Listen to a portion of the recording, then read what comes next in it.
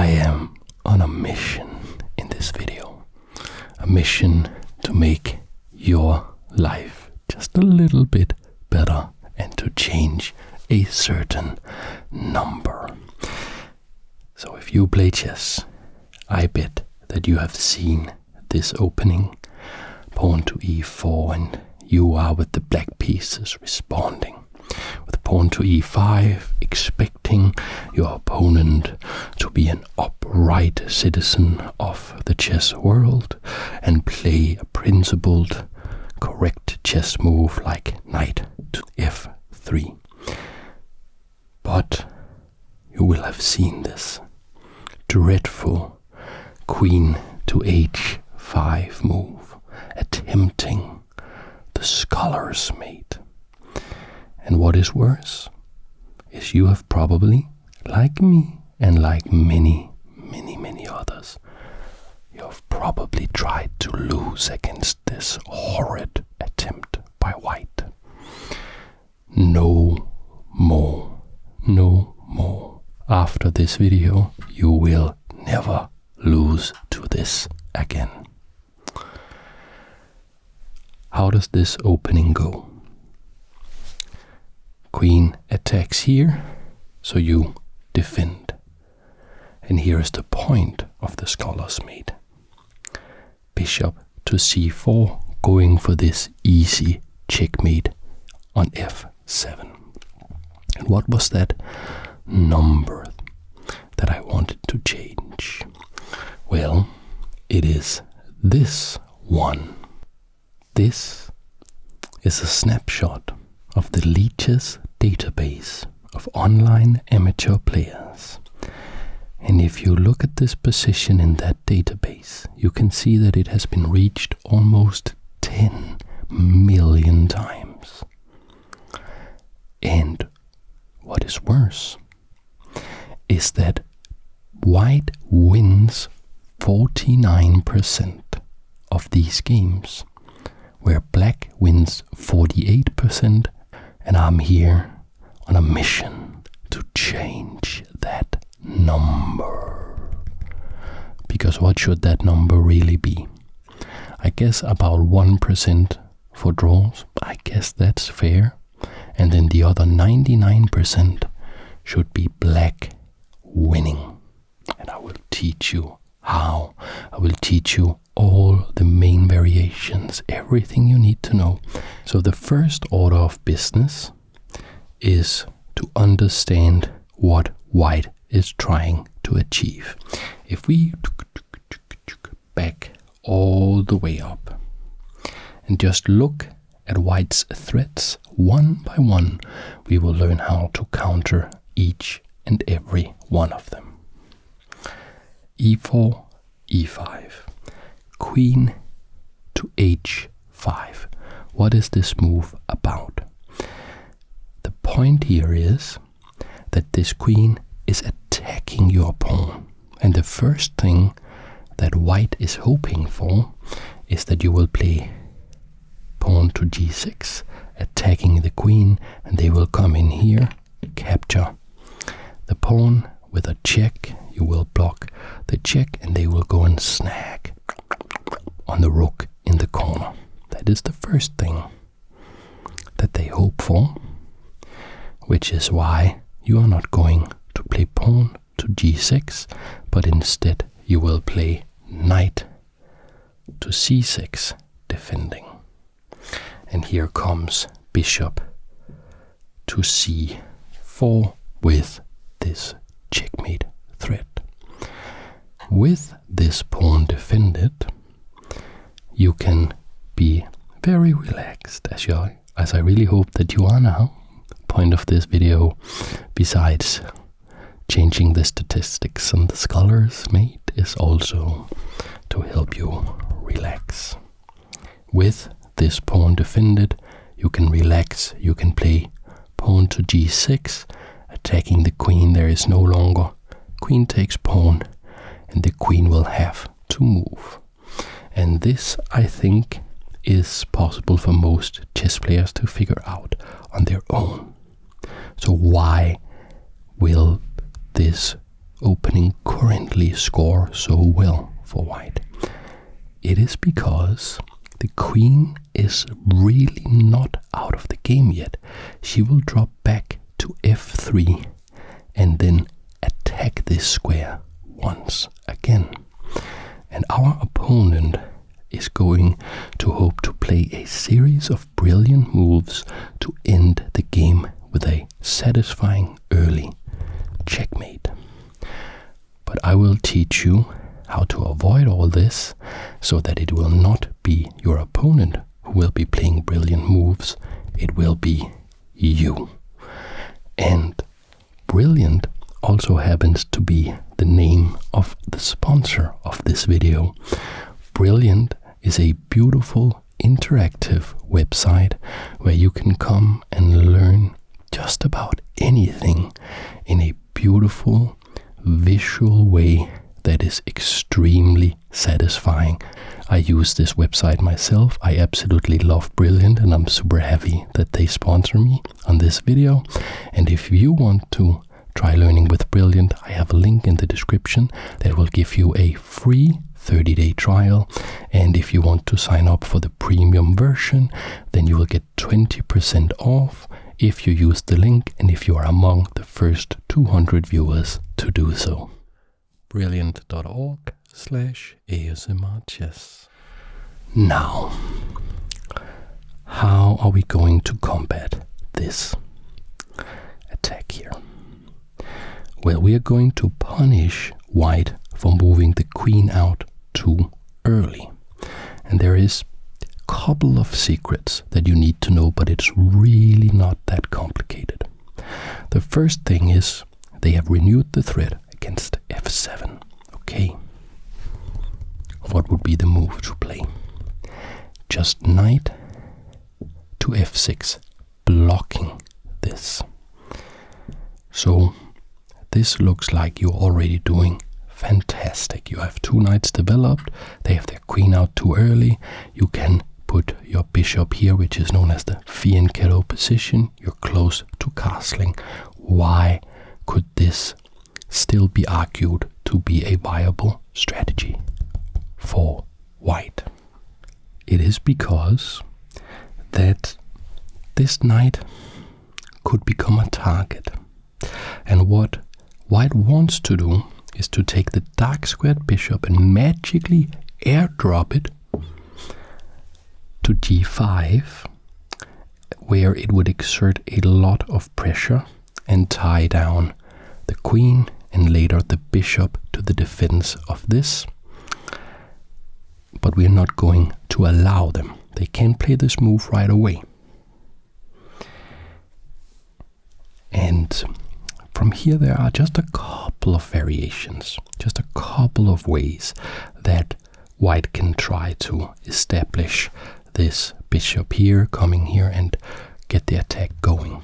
And the first thing is that if they have studied this, and many people have, they will know that you are very interested in playing the knight to d4, attacking the queen and also threatening here. So you can see if the queen moves somewhere, not defending this, you will come in here and capture. That is going to be a check. The king will move and you will then snag on the rook. So they know that that is something that you want to do, play this knight here, which is why the most popular move, which is the first one we're going to look at, we are going to consider that the main line. The main line is pawn to c3, taking this square away. And there's also a different way to go with knight to e2, also trying to defend against that. We will look at that afterwards. Okay, so what do you do against pawn to c3, taking away this aggressive option for you? Well, you're just going to continue in the most sort of intuitive way that you can. You play g6 with tempo, making room for the fianchetto of the bishop. So you are going to play bishop to d7, getting ready to castle. Once you castle, most of the sting of white's attack will go out the window. Now we see pawn to d3. What is that about?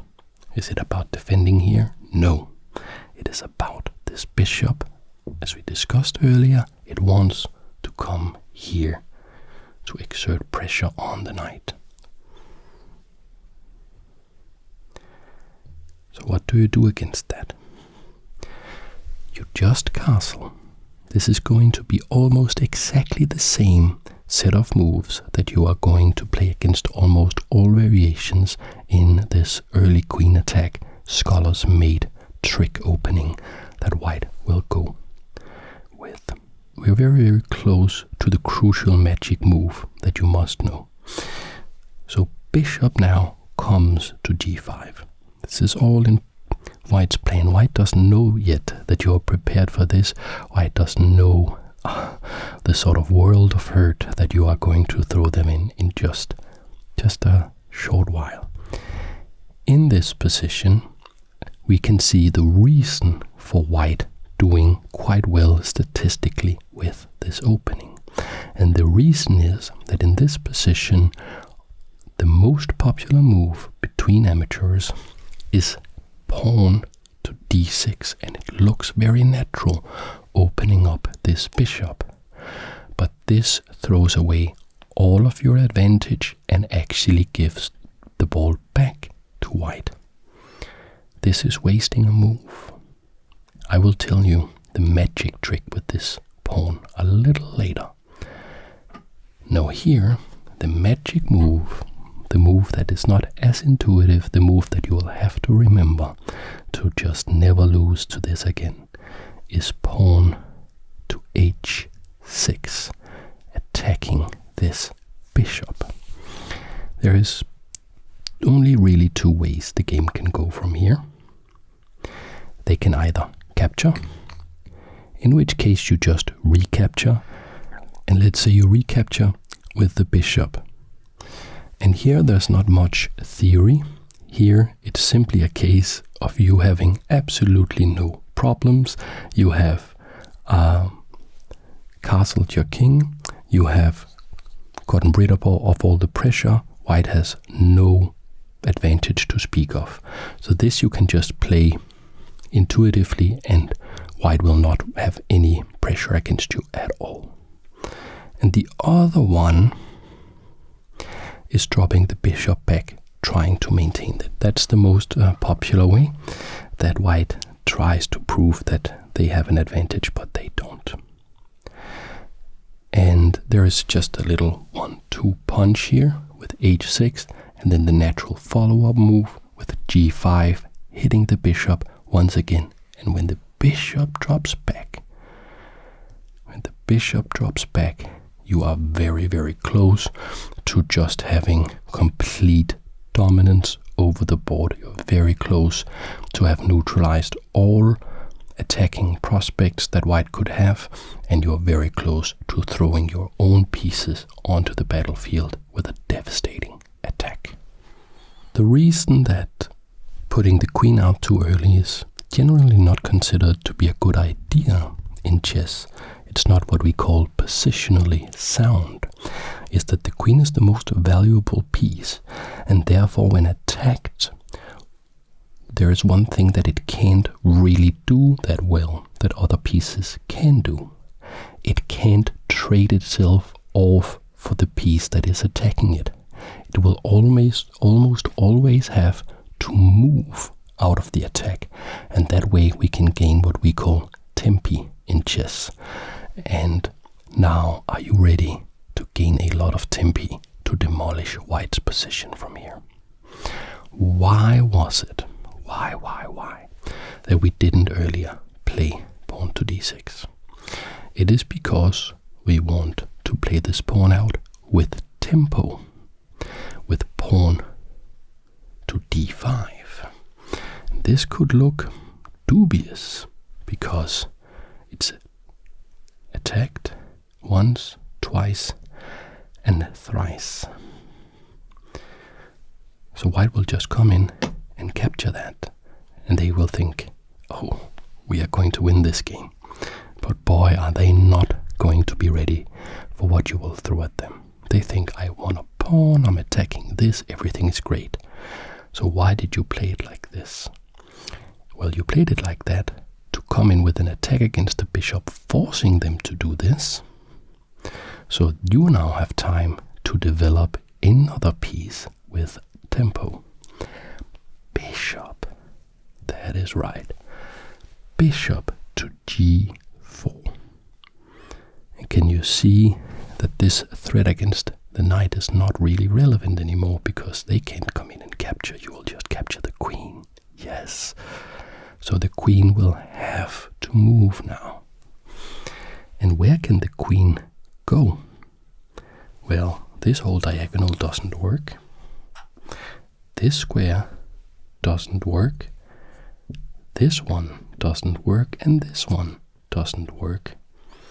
And capturing here doesn't work because we have the knight defending the bishop. So only one move. And that is queen to e3. And you could in principle play this position on intuition. You have already neutralized all of white's attacking ideas. But what if I gave you some brilliant attacking ideas that you could use to just crush white from here? Right. How about knight takes pawn, attacking the queen? White always in the database plays bishop takes knight, and you are going to recapture with the queen. So this is the right time to bring the queen out, not on move 2 like white foolishly did, but now is the time when you have the backup of all this development and you have a safe king. There is not that much development going on for white, is there? This guy's not doing anything, this guy's not doing anything, this guy no, this guy no, and the king hasn't castled. White is only on the first 3 ranks. You are controlling so much of the board and you're just going to have a great, great time here. What is your threat? Your threat is pretty simple. You want to come in and capture here, and then you capture the rook and then the knight, and you win easily. We need to defend that somehow, some way with white, or white needs to defend that. And what they play in this position is this pawn to f3.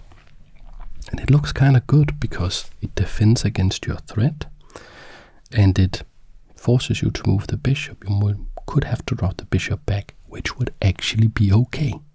You're actually also winning in that variation, but I will show you a brutal way to just maybe teach white a lesson, and so that it will never play this horrid opening again.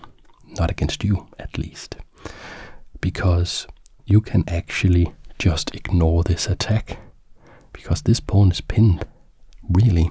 So you just play f5, just saying, I'm not going to buy this opening, I'm going to take all the space, I'm going to attack all your pieces, and I'm going to checkmate you.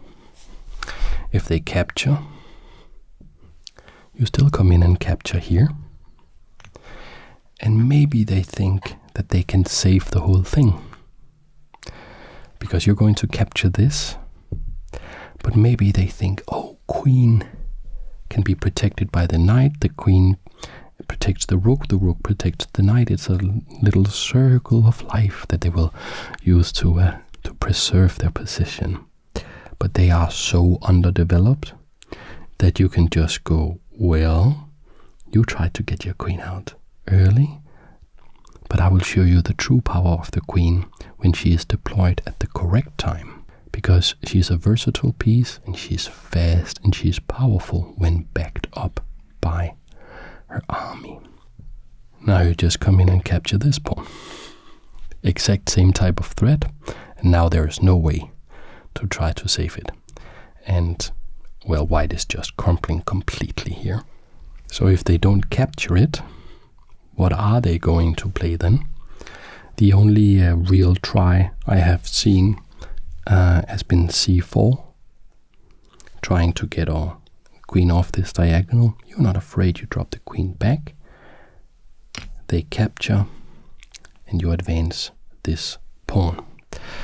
And you gave up a whole bishop, but you're not really giving up material here, because these two rooks, you could take those off the board. They're not going to be in the game ever.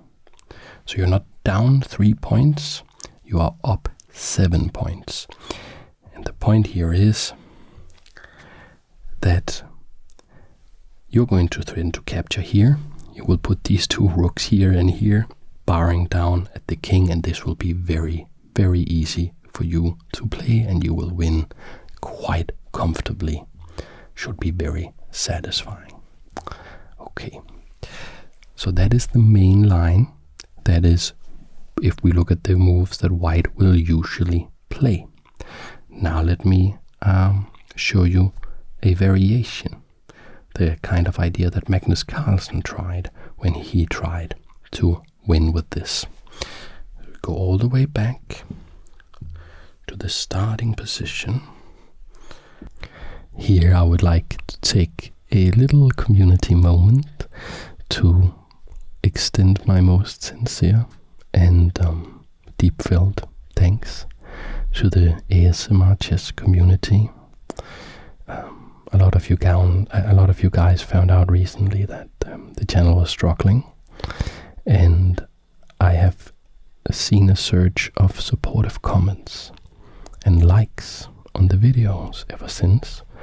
And I'd want to let you know that it works. The YouTube algorithm is picking up every time you like the video, every time you comment on a video.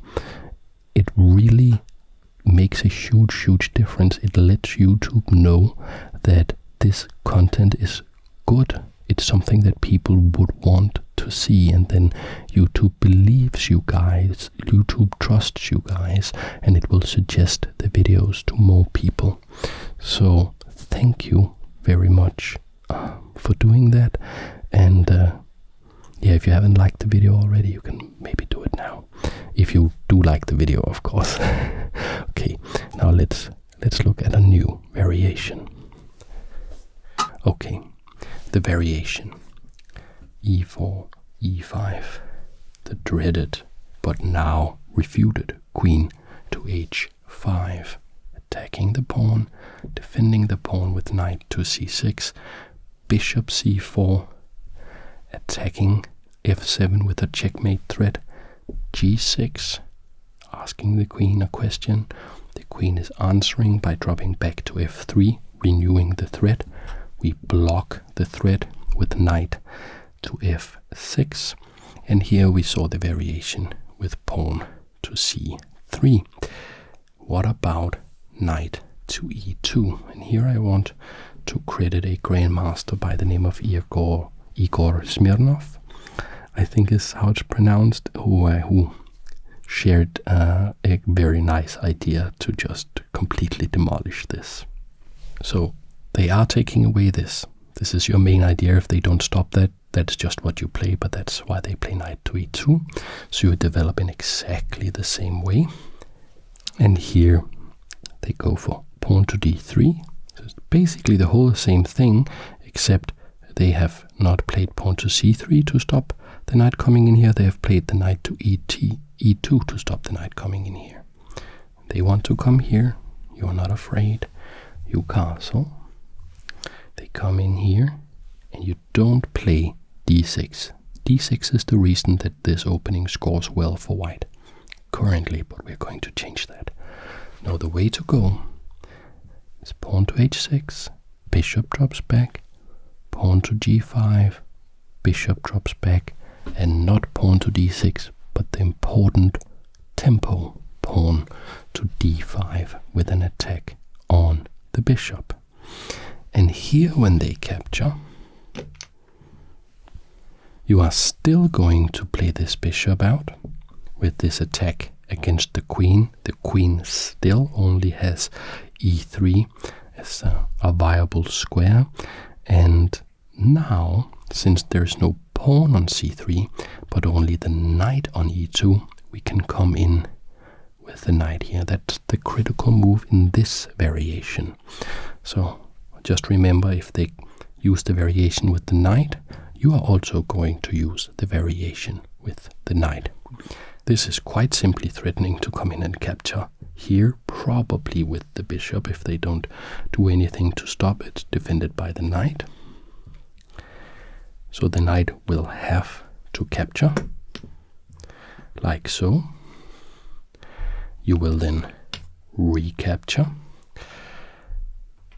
And here is the beauty that I want to credit Igor Smirnov with, and that is they come in here. So they have a couple of different moves, but the absolutely most likely thing that they will do is to play queen takes pawn.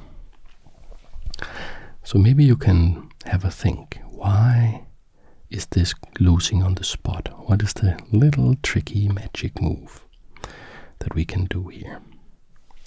We can throw in this check. And the king does not have use of these two squares because of our bishop. And this right here fails immediately to this check, defended by the rook. So if queen takes, we just capture the queen. We are up a lot of material, and actually it's even worse for them, because at the end you have the move again, and this rook is going to fall to this. So this, you're just taking all of their pieces. So that is not going to work. And if they can't come in and capture this, they have to move the king, or if they capture with the pawn, you snag their queen.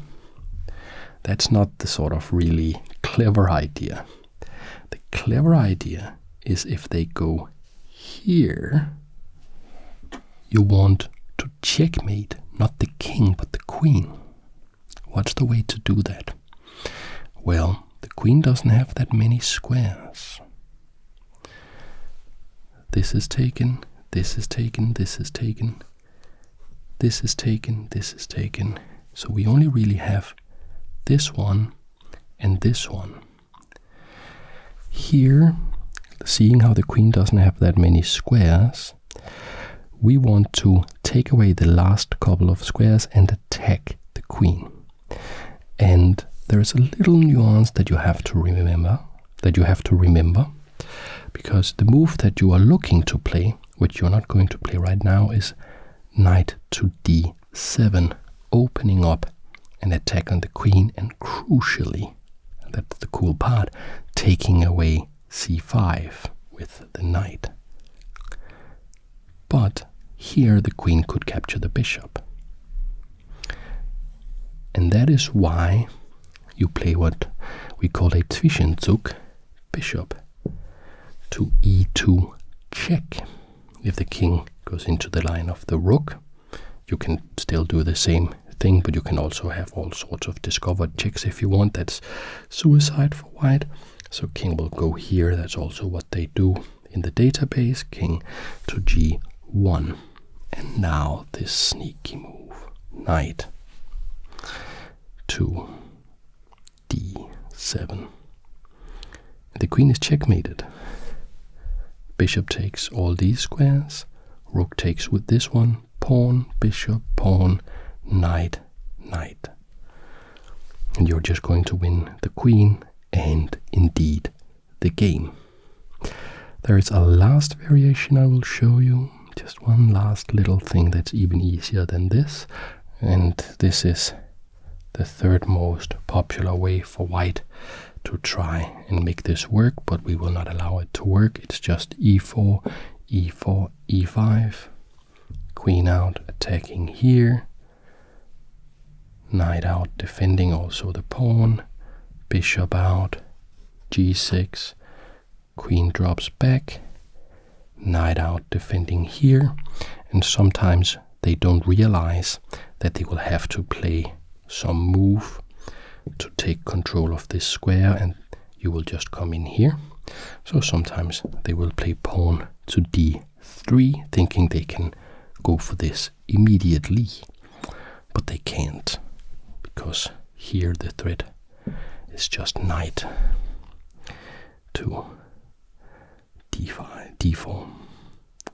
And you're threatening this just absolutely devastating check here. You're threatening the queen. The queen could go here to defend, but still attacked by the knight, so the queen will have to drop all the way back. And here you already just have an easily winning position. You have a great advantage, but I will show you the most forcing way to get the full point home, which is also a really fun way. So we have now the very nice option of going d5. You will notice that that's a critical move. Why? Because we want to punish that white has given us all these tempi, so we're going to move very forcefully. This is attacking the bishop. They come in and capture, but you're not going to recapture that. You're going to use this knight in a very funky way. This knight is of course looking at these forward squares here with an attack, but it's also looking at b5, allowing you to play b5, which would be attacking the bishop. So that is what we are going to do. Now the bishop can't move forwards anymore because it can't capture its own pawn. It will have to go back. And what do? We attack with a4. And we're going to give up a lot of pawns just to get a tremendous attack going. If you look at the database and you get this position, you can see white it never wins this. Black wins all these games, because if this is reached, it means that black knows what they are doing. They know the theory. The most popular move is c3, attacking the knight. We are saying we don't care about that. We attack the bishop. We allow you to capture the knight, which is what they do, and they have these horrible tripled pawns. So we are giving away pawns, yes, but is that really a disadvantage when they are as horrible as these? We capture the bishop, they capture our pawn. We offer the queen exchange here, the queen trade, with queen takes d5. They don't have any good options but to accept, otherwise we're just going to capture all their pawns, and here we are. And we have given up a pawn in this position, and now we're giving up another one because they can come in here and capture. So we're down 2 pawns. But no development at all for white. So we have ideas of this bishop coming here on this long diagonal, looking at this rook. This bishop could come here if it wants to, unless this is played. We can easily castle. The rook is open. The bishop, this bit, like, they can go everywhere.